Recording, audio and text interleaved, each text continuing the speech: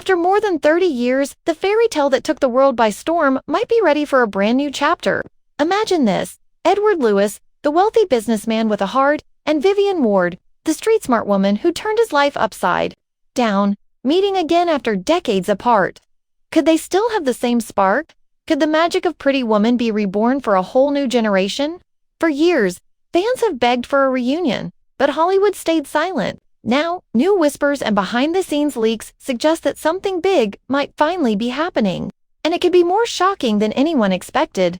When Pretty Woman hit theaters in 1990, it didn't just become a hit, became a cultural phenomenon. The story was simple but unforgettable. A chance meeting between two people from completely different worlds turns into a romance that defies all expectations.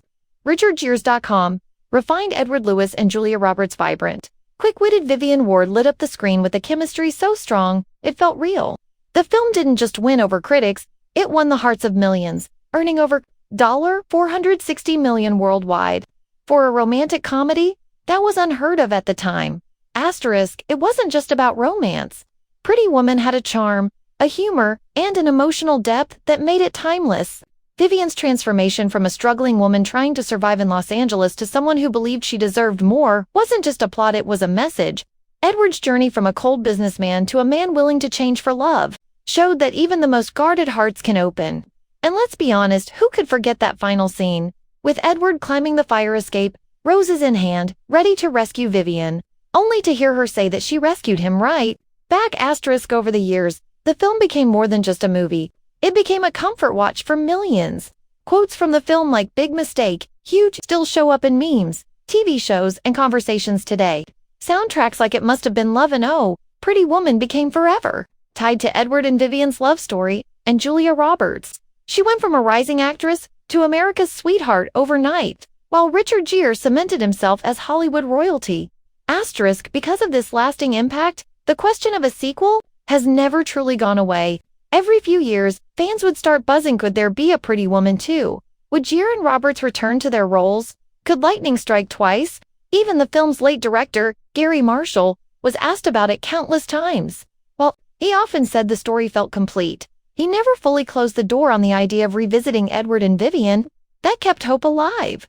Asterisk, Hollywood, of course, is no stranger to reviving classics.